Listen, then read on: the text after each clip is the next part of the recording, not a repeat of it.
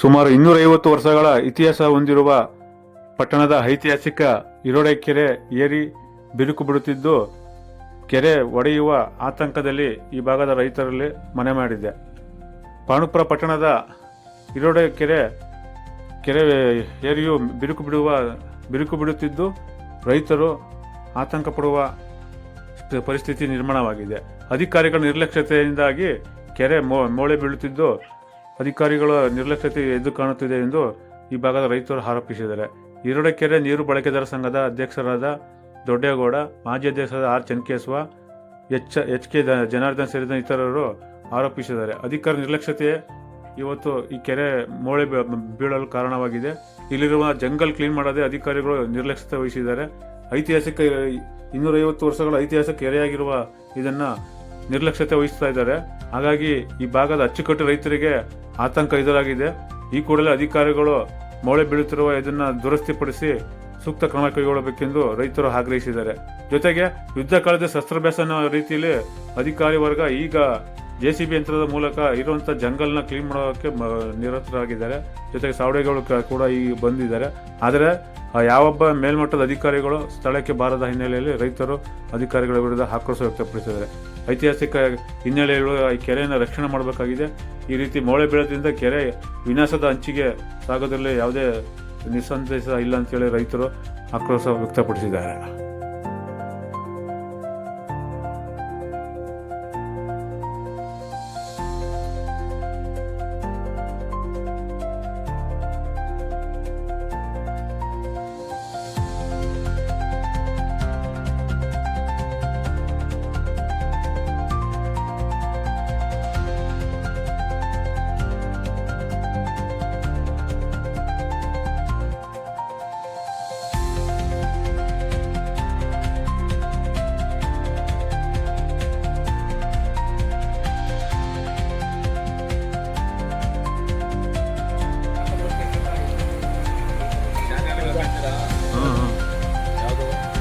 ಜನಪ್ರಗತಿ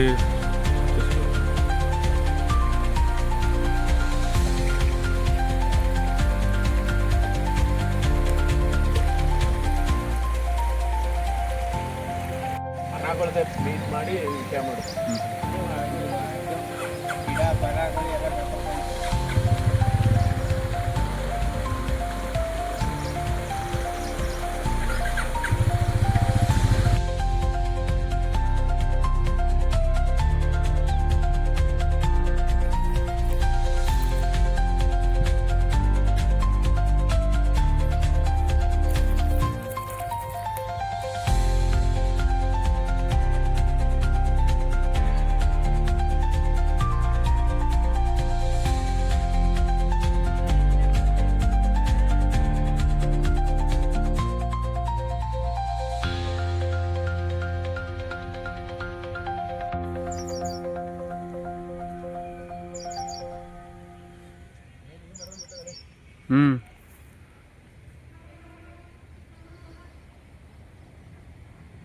ಅಲ್ಲೇ ಬಿದ್ದಿರೋದು ಮಳೆ ಇಲ್ಲ.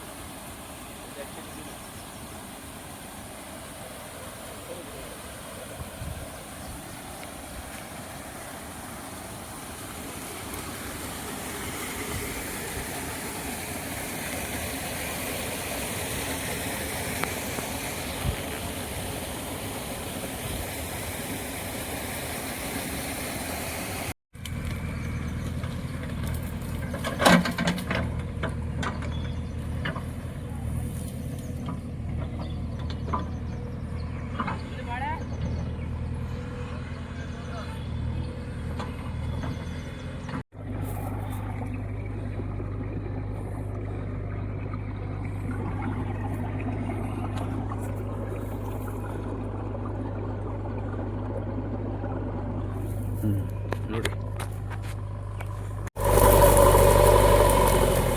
ನಿಧಾನ ಬನ್ನಿ, ನಿಧಾನಪ್ಪ ಹೇಳೋತ್ತಿಗೆ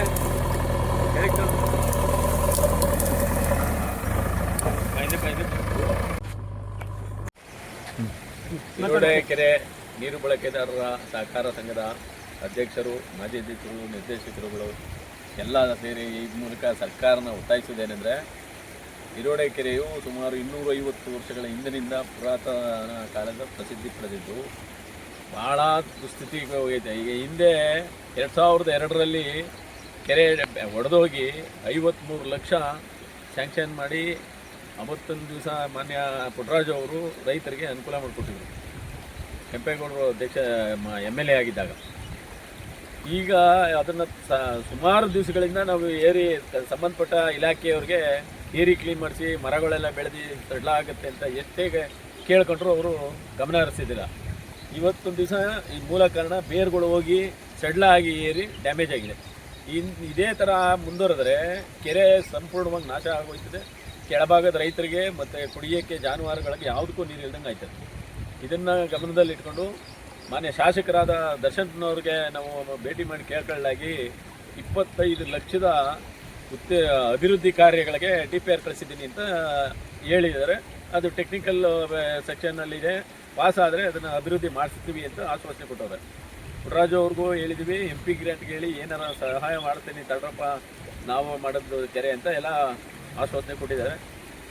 ಅದರಿಂದ ಸರ್ಕಾರದವರು ಕೂಡಲೇ ಕ್ರಮ ತೆಗೆದುಕೊಳ್ಳದೆ ಹೋದರೆ ಎಲ್ಲ ಕೆರೆ ನೀರು ಬಳಕೆದಾರ ಸಂಘದವರು ಎಲ್ಲ ರೈತರು ಒಳಗೂಡಿ VC3 ಮತ್ತು KRS ಅಲ್ಲಿ ಉಗ್ರ ಹೋರಾಟ ಮಾಡಬೇಕಾಯ್ತದೆ. ಇದು ಎಷ್ಟು ಅಚ್ಚುಕಟ್ಟಿದೆ? ಅಚ್ಚುಕಟ್ಟು 577 ಎಕರೆಗೆ ನೀರು. ಇದು ವ್ಯಾಪ್ತಿ ಇರೋದು 300 ಚಿಲ್ಲರೆ ಎಕರೆ ಇದೆ. ಇದರಲ್ಲಿ 108 ಎಕರೆನ 2022ರಲ್ಲಿ ಅರಣ್ಯ ಇಲಾಖೆಗೆ ವರ್ಗಾವಣೆ ಮಾಡಿಬಿಟ್ಟವ್ರೆ.